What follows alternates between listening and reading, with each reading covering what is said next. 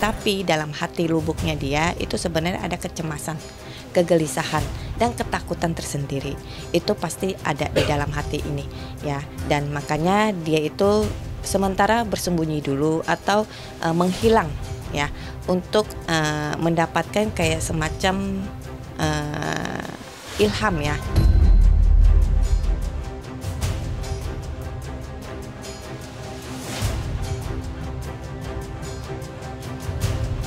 Hati mereka itu sebenarnya ada rasa ketakutan juga tersendirinya, kecemasan juga ada ya, dan juga apa yang akan dia lakukan, apa yang mereka terjadi masalah ini adalah bisa dibilang itu dia punya kesalahan sendiri.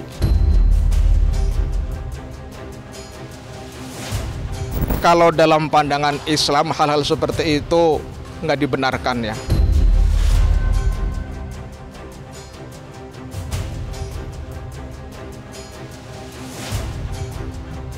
Bukan tergolong umatku, kata Nabi. Bukan tergolong umat Rasulullah al-muhabbib, pelakor, walal muhabbibah, dan pengambil bini orang, pebinar, pebinor, iya, itu hadis itu.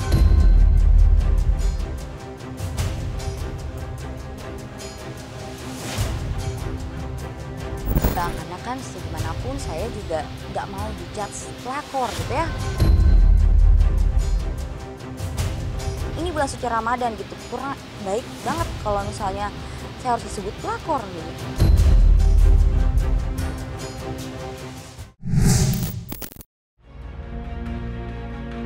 Polemik dugaan perselingkuhan yang dilakukan oleh pedangdut Tisha Erni hingga kini masih menjadi topik yang ramai dipergunjingkan oleh halayak luas.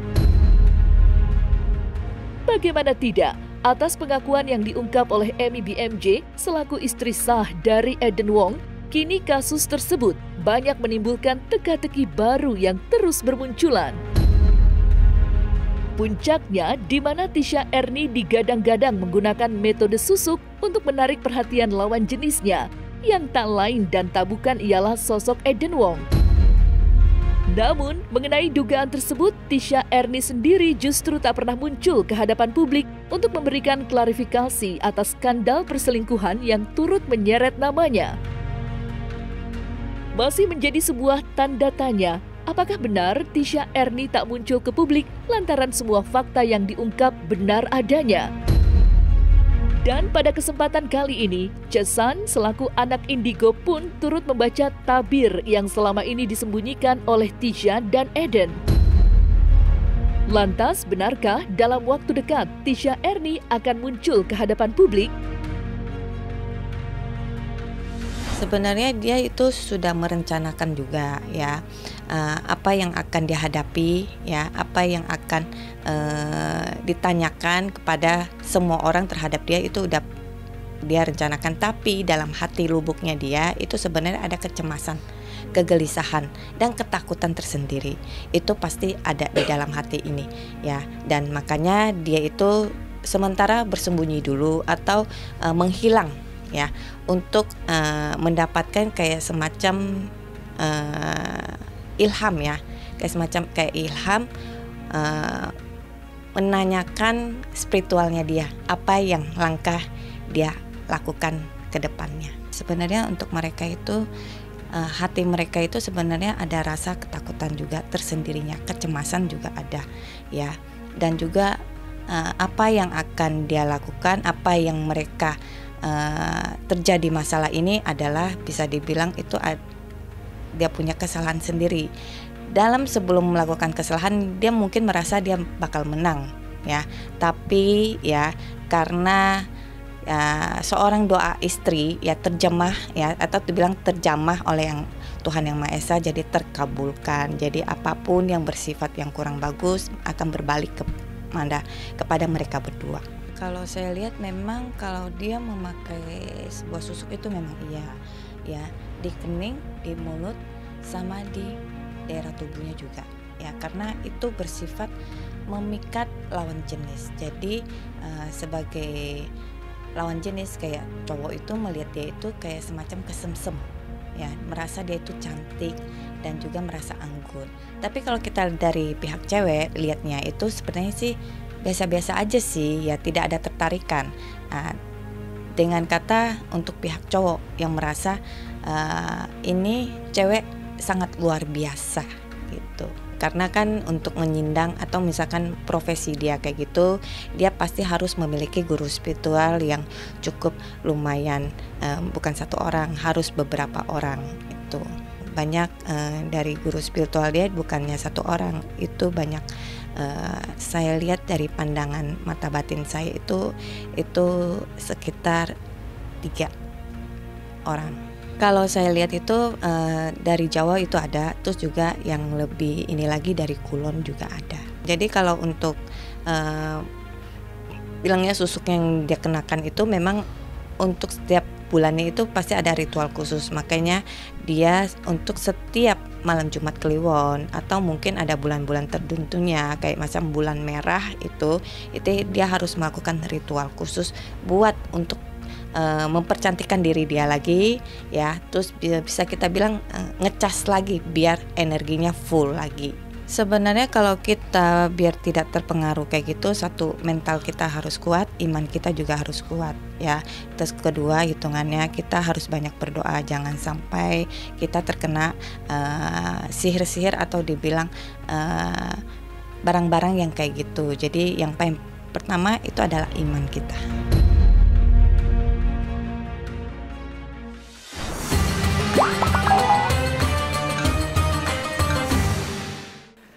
Selamat, mana kameranya?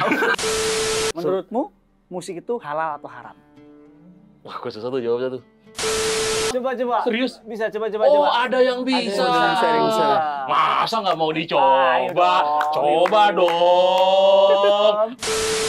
Menangis, tapi ku terima semua keputusan yang telah kau buat. Satu yang harus kau tahu. Tolong di stop. Di stop dong mas, tolong mas. Jangan. Aduh ya Allah.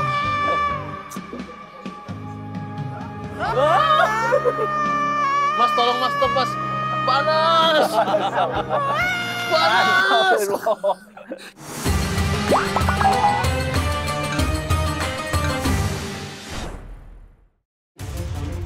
Berbicara soal metode susuk yang digunakan oleh Tisha Erni, tentu cara ini sangat tidak dianjurkan oleh agama, khususnya bagi kaum muslim.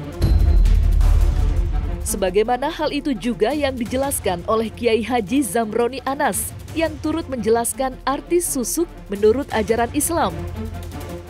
Menurutnya, cara tersebut sangat tidak dibenarkan oleh agama. Apalagi metode itu digunakan untuk melakukan tindak kejahatan seperti merebut suami orang. Lantas, ganjaran apa yang akan didapat oleh seseorang yang menggunakan susuk untuk merebut pria yang sudah mempunyai istri? Kalau kita cerita tentang hal-hal yang bernuansa seperti itu, ilmu hitam, susuk, santet, tenung, guna-guna, apalagi itu sebenarnya itu adalah masa-masa jahiliyah. Zaman sebelum Rasulullah diangkat, itu orang Arab jahiliyah kental sekali hal-hal seperti itu. Ada yang namanya kahin dalam bahasa Al-Quran. Jadi kahin itu artinya tukang tenung. Itu sebenarnya sangat-sangat membahayakan bagi akidah seorang muslim ya. Jangan percaya hal seperti itu. Kita langsung tawakal kepada Allah Subhanahu wa Ta'ala. Kalau dalam pandangan Islam hal-hal seperti itu nggak dibenarkan ya. Ada hadis Rasulullah, laisa minna al-muhibbah al-muhabbibah. Laisal minna al-muhabbib walal muhabbibah. Bukan tergolong umatku, kata Nabi. Bukan tergolong umat Rasulullah al-muhabbib, pelakor, walal muhabbibah, dan pengambil bini orang, pebinor, iya, itu hadis itu. Jadi kalau kita ingin ibadah yang benar seperti itu, silahkan, boleh Islam mengajarkan, asal dengan cara yang baik-baik. Jangan seperti itu. Ya, karena kan segimanapun saya juga nggak mau dijudge pelakor gitu ya. Ini bulan suci Ramadan gitu, kurang baik banget kalau misalnya saya harus disebut pelakor gitu. Seandainya kita mungkin, biasanya kan seseorang yang mau ngeracun gitu ya, mau ngeracun atau mau berbuat jahat, dia suka ngasih lewat minuman. Ada seperti itu. Lewat minuman dikasih ramuan apa. Saya yakin, bismillah, sebelum diminum, ini diberikan kepada kita nih, baca Bismillahilladzi la yadurru ma'asmihi syai'un fil ardi wala fis sama'i wa huwas sami'ul alim. 3 kali. Kalau itu dibaca, dia kebetulan tujuannya mau nyantet kita, gelas yang ada isi airnya pecah. Saya yakin itu. Tapi kalau dia tujuannya biasa-biasa aja, nggak ada tujuan mau nyantet, nggak ada tujuan mau berbuat jahat, diminum aman. Tuh, coba bismillah praktikin, asal yakin. Itu cara menghindarinya. Yang kedua, cara menghindari hal seperti itu, biasakan baca zikir ini setiap ba'da maghrib sama ba'da subuh 3 kali selesai sholat. Bismillahilladzi la yadurru ma'asmihi syai'un fil ardi wala fis sama wa huwas sami'ul alim 3 kali. Insyaallah apapun bentuk sihir, susuk, santet, tenung dan sebagainya aman, nggak bakalan bisa masuk. Susuk dalam pandangan Islam, ya kalau niatnya itu untuk mendekatkan diri kepada Allah, sah-sah aja. Tapi susuk di sini artinya yang tidak ada embel-embelnya, katakanlah. Susuk itu yang dimaksud di agama kita boleh, seperti susuk membaca surat-surat pilihan, surat Yusuf, kemudian yuhibbunum kahaubil ladina manu asyaddu hubbalillah. Itu supaya orang tambah cinta, tambah sayang, banyak pergaulan, kemudian disukai orang. Cukup dengan ayat itu, susuk juga namanya. Ada susuk dengan cara memakai sesuatu berlian, emas itu ke bagian wajah, tubuh, sehingga buat memikat lawannya. Nah ya, selama dia tidak menyekutukan Allah Subhanahu wa Ta'ala, sah-sah saja dalam agama Islam. Tapi ada kekhawatiran dalam fikih ketika ini dia lebih banyak sombongnya, kemudian menjadikan dia syirik di hadapan Allah, maka bisa bahaya. Bahkan runtuhlah Islamnya, runtuhlah imannya kepada Allah Subhanahu wa Ta'ala, karena niatnya yang kurang baik. Dan ini termasuk bisa menghancurkan iman seseorang kalau seandainya digunakan niat untuk sesuatu yang sangat berlebihan. Contoh umpamanya dia menyantet dengan pakai susuk biar orang itu tambah suka, lalu dimanfaatkan sesuatu yang kurang baik, maka hukumnya zolim. Bagi siapa? Buat dirinya, buat zolim terhadap agama dia, zolim buat dirinya, dan ini bisa kerana yang namanya dosa di hadapan Allah, dan ini tidak diperbolehkan.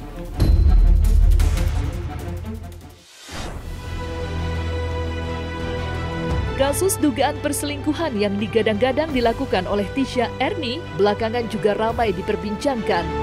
Lantaran pedangdut berusia 28 tahun itu diduga telah merebut anak dari Amy BMJ dengan Eden Wong. Bahkan tudingan tersebut diperkuat oleh video yang sudah tersebar luas di media sosial. Namun, yang menjadi perhatian ialah sosok Eden yang seolah membiarkan kejadian itu terjadi begitu saja. Di tengah viralnya hubungan gelap yang dilakukan oleh Tisha dan Eden, kebenaran pun diakui oleh Suhu Siam yang turut menerawang kasus ini. Dalam penerawangannya, Suhu Siam juga turut membaca masa depan dari kisah cinta antara Eden dan Tisha yang diprediksi tidak akan bertahan lama. Kita bicara gaibnya, bicara spiritual, apakah mereka dapat bersatu, begitu kan? Tidak akan juga. Biarpun bersatu, biarpun ada sampai ke pernikahan, pasti ada perceraian kembali. Sudah terlihat jelas. Itu kan efek sementara. Pada saat terbangun dari pengasihan tersebut ini kan tidak abadi, ini kan tidak kekal. Pada saat dia tersadar, baru akan ada penyesalan. Tidak akan tembus dari 2 tahun. Karena kan ini kartunya kartu love. Ya. Di sini ada bolongnya. Pasti mereka akan ada kececokan, ketidakakuran, dan bahkan yang saya lihat si lelaki yang meninggalkan perempuan. Itu saja. Mungkin saat ini aura lelaki lagi dalam cobaan dalam rumah tangga. Pada saat tersadar, pada saat seperti pisau semakin diasah semakin tajam. Seperti susuk juga pun, pelet juga pun, gendam atau apapun, sihir apapun, kalau kita tidak semakin mengasah, tidak semakin mengasah, itu akan tumpul, akan sirna. Apalagi lelaki, misalkan ibadahnya kuat, pelan-pelan terkikis, saya jamin.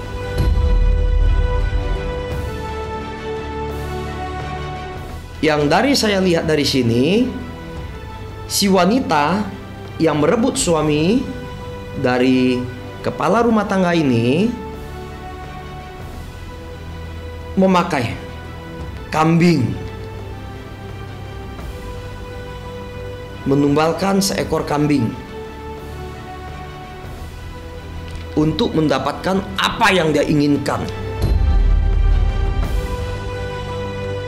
Yang dari saya lihat dari sini, si wanita yang merebut suami dari kepala rumah tangga ini memakai kambing, menumbalkan seekor kambing untuk mendapatkan apa yang dia inginkan.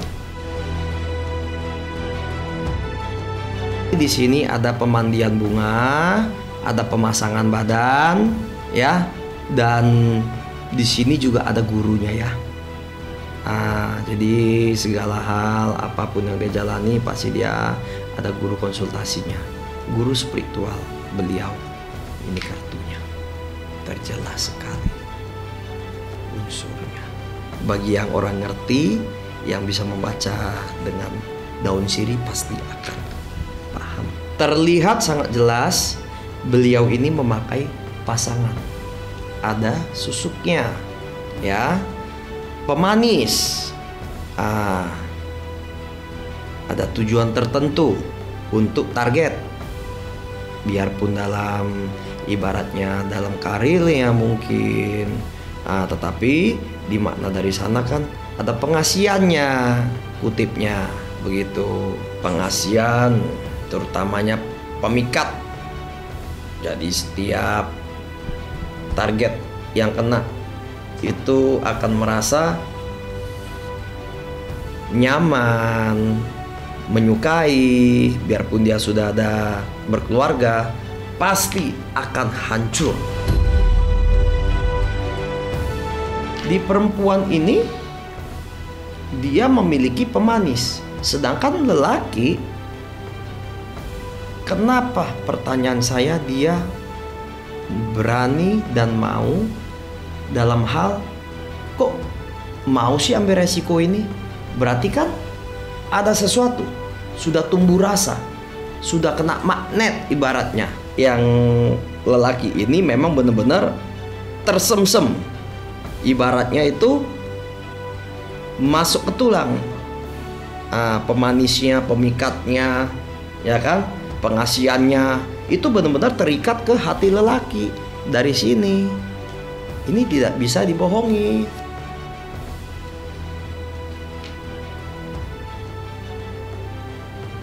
Ini tidak akan bisa dibohongi.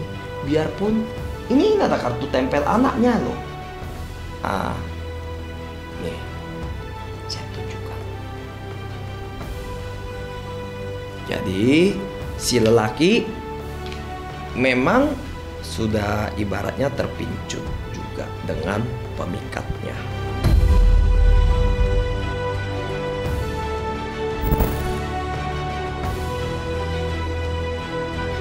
Nah, selesai sudah Cumi Lovers, saksikan terus Cumi Camp In-Depth, kabar lengkap, mendalam, dan akurat dari narasumber terpercaya. Dan jangan lupa untuk like, subscribe, dan juga share channel YouTube Cumi Cumi.